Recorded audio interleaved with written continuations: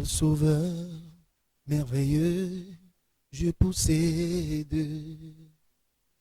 qui s'est sacrifié pour moi,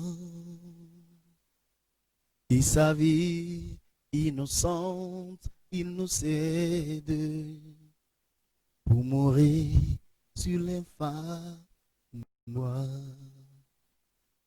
Quel sauveur merveilleux je possède, qui s'est sacrifié pour moi, et sa vie innocente, il nous cède pour mourir sur l'infâme bois, attaché à la croix pour moi, attaché à la croix pour moi. Il a pris mes péchés, il m'a délivré, attaché à la croix pour moi, attaché à la croix pour moi, attaché à la croix pour moi. Il a pris mes péchés, il m'a délivré, attaché à la croix pour moi. Oh, il a pris mes péchés, il m'a délivré, attaché à la croix pour moi. Seigneur notre Dieu, notre Père, Dieu de bonté, nous te disons merci encore ce soir. Au moment où tu nous as permis encore de venir devant ton trône, afin d'apporter ton message à ton peuple, Seigneur, nous te prions d'être celui qui va diriger tout ce que nous aurons à faire ici ce soir. Et que toi, ta touche particulière soit pour ton peuple ce soir. Que tu puisses sauver ceux qui sont prêts, ceux qui ont besoin d'être encouragés, d'aide les encourager et sincèrement faire du bien à ton peuple ce soir.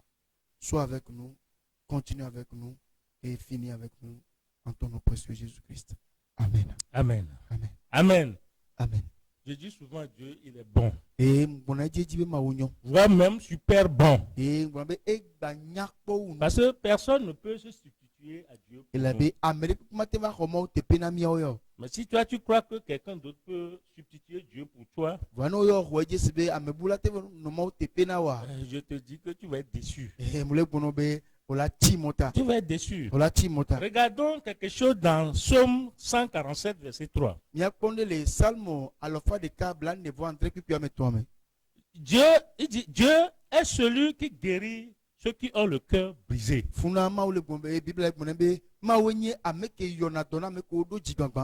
Il pense leurs blessures. Jésus-Christ nous aime. Jésus, il nous aime. Son amour nous invitera à nous reposer en lui et sur lui.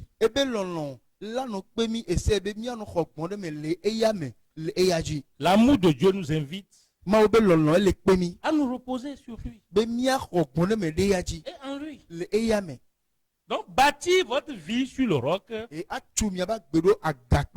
Fait et fera toujours la différence. Pour vous-même. Et pour votre entourage. Amen. Amen. Donc, nous allons lire quelque chose. Nous allons maintenant rentrer dans le message. Nous allons lire quelque chose dans Hébreux chapitre 11, verset 5. Il dit, la Bible dit, c'est pas la foi qu'Enoch fut enlevé pour qu'il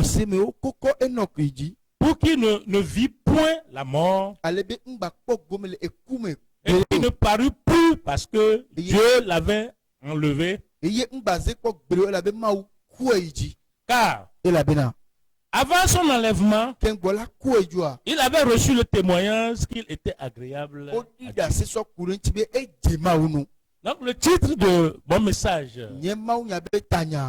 d'aujourd'hui, marcher avec Dieu et lui être agréable. marcher avec Dieu et lui être agréable. Une chose est de marcher avec Dieu. Et une autre est de lui être agréable. Plongeons nos regards dans la Bible. Et le chapitre 11 du livre d'Hébreux, que l'on considère souvent comme le traité de la foi, mentionne Enoch. La vie de ce dernier alla légèrement au-delà, d'un simple appel au nom du Seigneur. Enoch marcha avec Dieu. Des milliers d'années après qu'Enoch eut quitté cette terre, l'auteur du livre d'Hébreux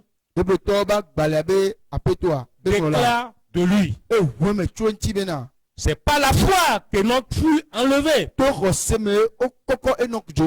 qu'il ne vit point la mort et qu'il ne parut plus parce que Dieu l'avait enlevé. Car avant son enlèvement, il avait reçu le témoignage qu'il était agréable à Dieu. Donc, nous sommes appelés à marcher, à marcher avec Dieu et à lui être agréable. Donc, dans nos marches quotidiennes avec Dieu, nous devons s'assurer si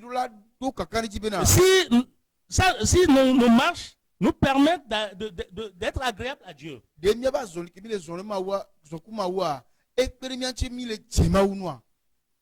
Donc, ce matin, ou bien aujourd'hui, le message nous appelle à marcher avec Dieu et à lui être agréable. Nous ne devons pas être agréables à un homme ou bien aux hommes. Si nous voulons adorer Dieu à des temps agréables aux hommes, notre marche ne peut pas aller loin. Nous serons malheureux. Nous serons attristés. Parce que quand l'homme va poser un acte contraire à la parole de Dieu, quand l'homme va poser un acte contraire à la parole de Dieu,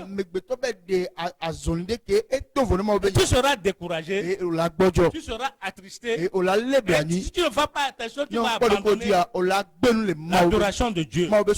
C'est pour cela que ce message, Dieu a mis ce message dans mon cœur pour vous le donner. Hein? Nous allons voir en quoi Enoch pouvait-il bien se distinguer de ses prédécesseurs.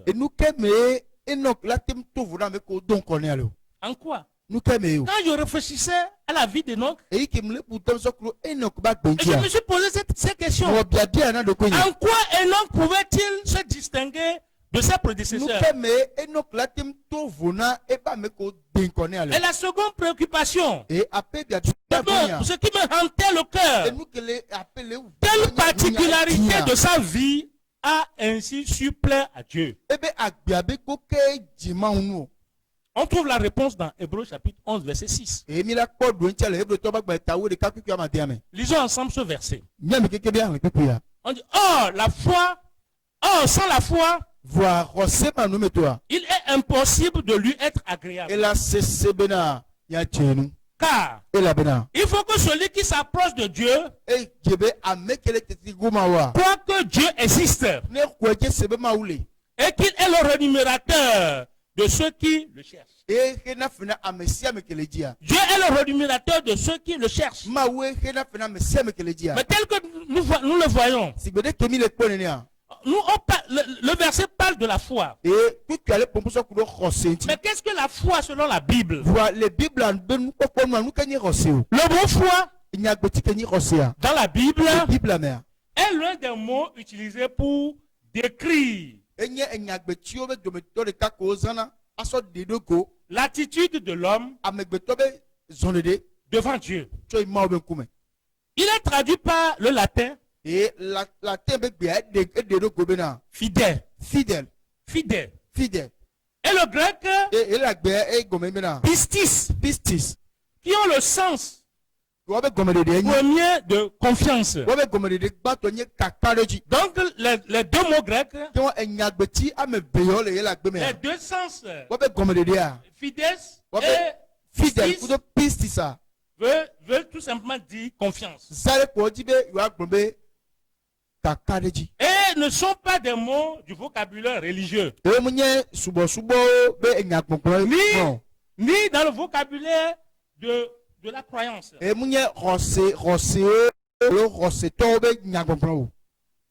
Non? Comme on vient de savoir ce que c'est que ça va nous permettre de comprendre aisément. Donc, Enoch connaissait Dieu. Selon ce qu'on vient de lire. Enoch connaissait bien Dieu. Tout comme bon nombre connaissent Dieu aujourd'hui. Tout comme bon nombre connaissent la parole de Dieu aujourd'hui. Tout comme nous pichons, nous mémorisons la parole de Dieu. Enoch connaissait Dieu. Mais ce n'était pas tout pour lui. Donc connaître Dieu n'est pas suffisant. Aller à l'école théologique pour étudier la parole de Dieu, ce n'est pas suffisant. Ce n'est pas suffisant. Les mémoriser, ce n'est pas suffisant. Ce n'est pas suffisant. Enoch savait ça. Donc il est allé loin. Il marcha également avec Dieu. Il connaissait la parole de Dieu. Il marcha également avec Dieu. Il marcha dans la parole de Dieu. Il marchait dans la parole de Dieu. Et donc, n'a pas bûché seulement la parole de Dieu. Et donc, n'a pas cherché à connaître seulement la parole de Dieu. Il marcha également avec Dieu. La Bible dit, pendant 300 ans, pendant 300 ans. Nous pouvons le lire dans Genèse chapitre 5, verset 22. Notez que Enoch ne s'efforçait pas d'être agréable aux hommes. Il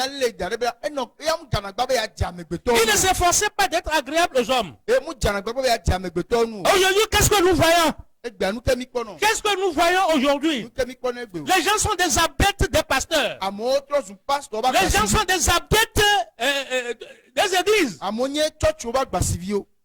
ne doit pas être comme ça. Hein? Enoch ne s'efforçait pas d'être agréable aux hommes. Au contraire, à la lecture de Jude, on comprend aisément même que sa manière de prophétiser était susceptible de le rendre très impopulaire auprès des foules. Donc c'est quelqu'un effacé. Il ne s'enorgueillit pas. Il n'est pas orgueilleux. Il sait que Dieu résiste aux orgueilleux. Regardez ce que Jude 1, 14, 15 dit. Il dit, c'est aussi pour eux Enoch, le 7e depuis Adam, a prophétisé en ces termes. Voici, le Seigneur est venu avec ses saintes myriades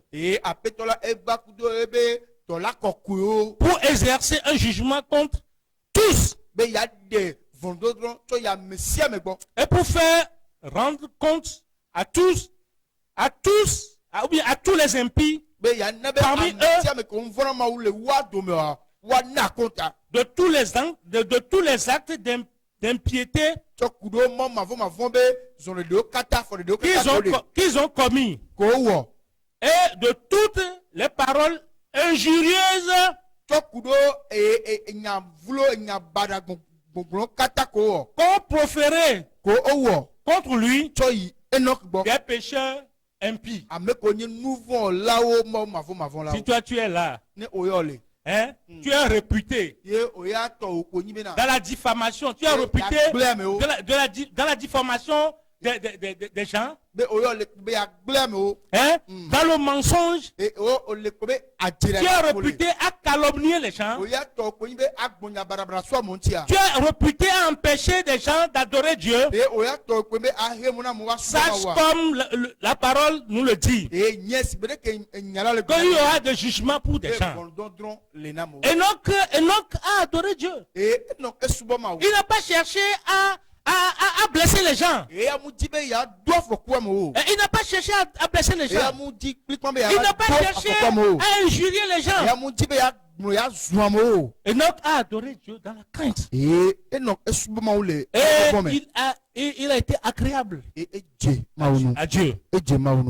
Enoch s'attachait en priorité à marcher par la foi. Enoch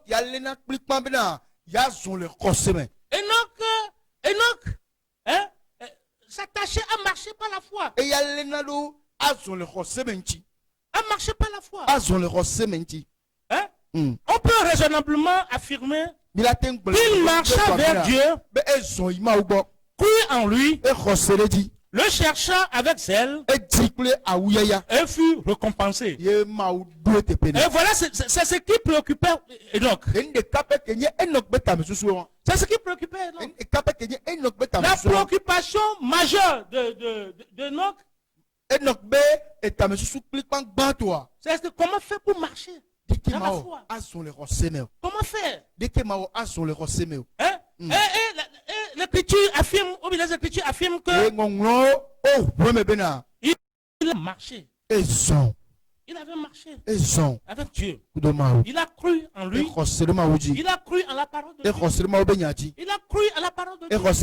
Il sait que Dieu n'est pas un menteur. Il sait que Dieu, quand il dit là, il le fait. Même si ça tarde.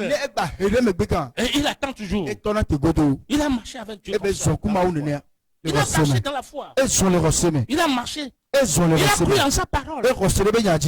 Hein? Et il a adoré Dieu avec zèle. Il a adoré Dieu avec zèle. Hein? Aujourd'hui, regardez comment nous adorons Dieu. Hein? Nous adorons Dieu pour voir des miracles. Hein? Nous ne voulons plus adorer dans la foi. La foi, c'est attendre, comme on l'a dit tout à l'heure. Hein? C'est de vivre dans l'attente. Hein? Nous voulons les miracles. C'est ça qui nous conduit. Enoch n'a pas marché comme ça. La Bible dit qu'il a marché dans la foi. Il a marché dans la foi. Hein? Il a marché dans la foi. Il a cru en Dieu. Et il sait que même si ça tarde, ça va arriver. Si toi tu m'écoutes, si tu m'écoutes, et s'il y a des préoccupations pour toi, si tu as des préoccupations, et si tu as des désirs que tu n'arrives pas à accomplir,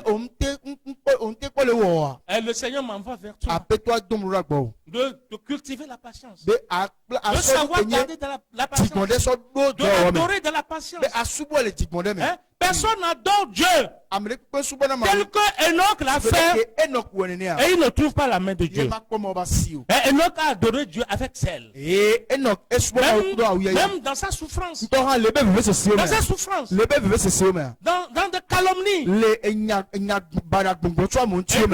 C'est qu'il connaît le Dieu qu'il adore. Il a continué à l'adorer avec zèle.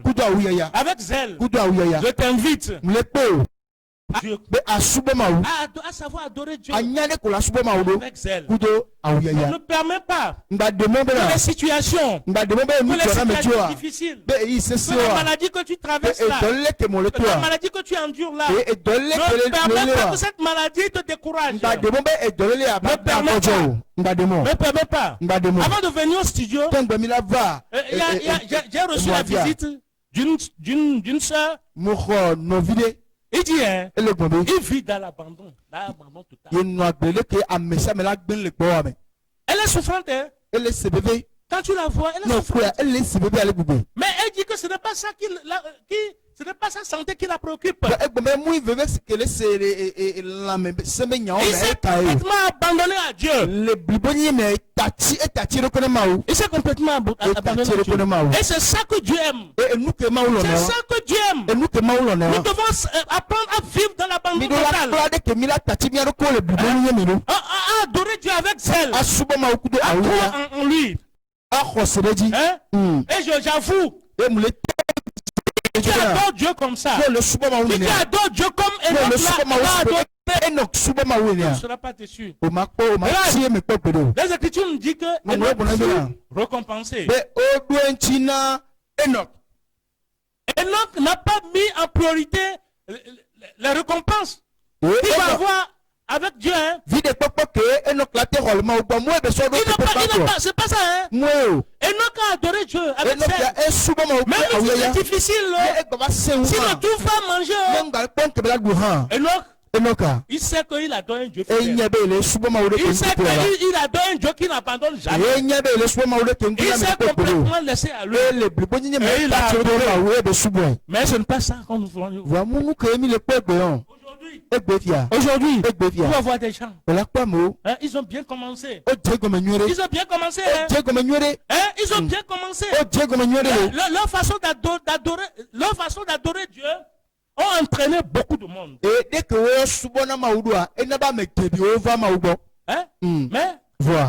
ils ont se sont refroidis. Mais je prie que ça ne soit pas comme ça. Et comme Paul l'a dit, il a appris à vivre dans l'abondance. Il a appris aussi à vivre dans la disette. Il a appris à vivre dans la calomnie. C'est comme ça que nous devons adorer Dieu. Rien ne nous éloigne. Et j'avoue que la fin, nous serons récompensés. Comme Enoch a été récompensé. Si vous voulez être agréable à Dieu, croyez Dieu. Soyez certain qu'il tiendra parole. Croyez en lui. Si nous voulons être agréables à Dieu, nous devons croire en lui. Et devons être certains qu'il tiendra parole. Lui-même, n'a-t-il pas dit dans la Bible, même si ça tarde, même si la promesse tarde, attends-la. Elle s'accomplira. Elle s'accomplira certainement. Dieu, que nous adorons, n'a pas de projet de malheur. C'est le projet de bonheur. C'est le projet de bonheur. C'est le message que j'avais délivré la dernière fois. Donc c'est le diable qui cherche notre malheur. Mais si en tant qu'enfant de Dieu, si nous approchons à la parole de Dieu, si nous approchons à sa promesse, nous serons, la fin va être comment? Heureuse pour nous.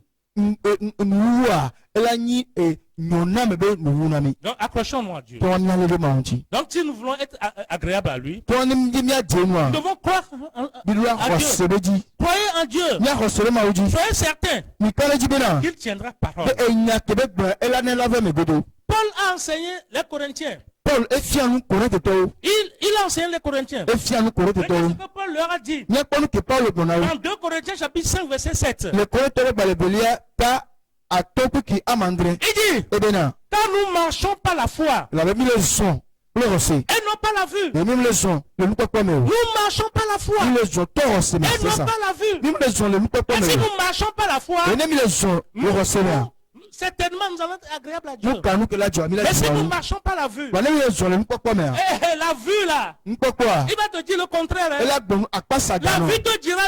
La vue te dira le contraire. Mais si les gens vont te démontrer, que tu n'es pas digne d'adorer Dieu, les gens vont te dire ça. Les gens te diront ça. Mais si nous n'avons pas, nous n'apprenons pas tel que Paul l'a enseigné. Dans 2 Corinthiens chapitre 5 verset 7. Nous marchons par la foi et non par la vue. Nous ne devons pas marcher par la vue. La vue n'est que tristesse, n'est que abandon, n'est que désespoir. La vue n'est que la peur. Or, la peur est synonyme de quoi? De l'incrédulité. La peur est synonyme de l'incrédulité. Notez que Shadrach,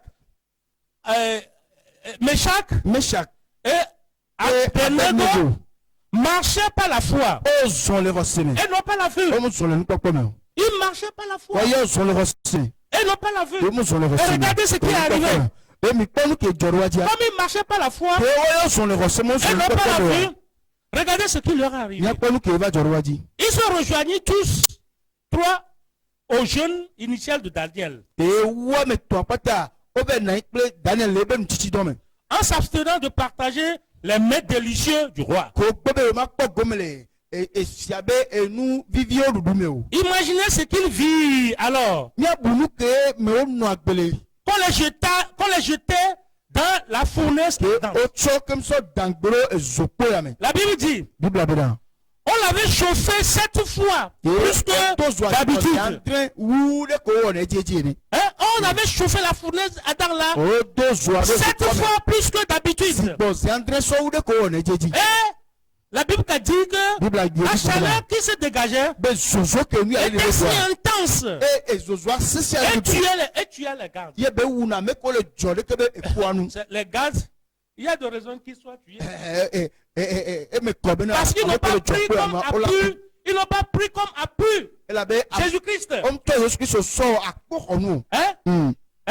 Parce que vous voyez, c'est que quand vous refusez d'adorer Dieu, quand vous refusez de marcher avec Dieu, et c'est ça qui va arriver. Les situations de ce monde vont vous tuer. Les gens vont vous détruire. Les gens vont vous détruire.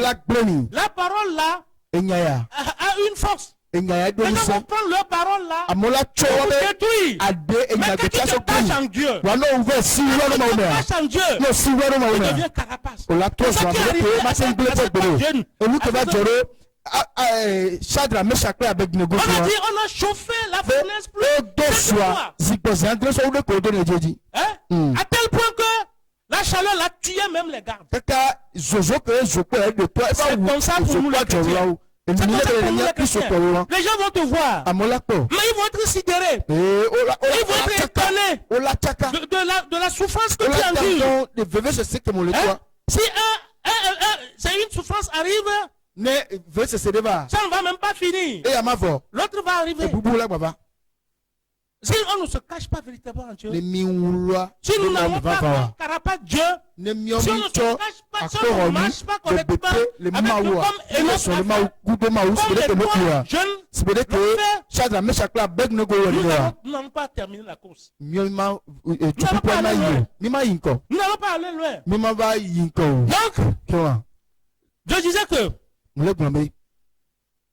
si ces 3 hommes avaient marché par la vue, ils auraient dit, nous ne serons plus que cendres ce soir. Au lieu de cela, marchant par la foi, ils répliquèrent, voici notre Dieu que nous servons, peut nous délivrer de la fournaise. Ce que tu traverses, je viens aujourd'hui pour te dire que mon Dieu est fidèle. Il est capable de te délivrer. Tout comme il a délivré les 3 jeunes.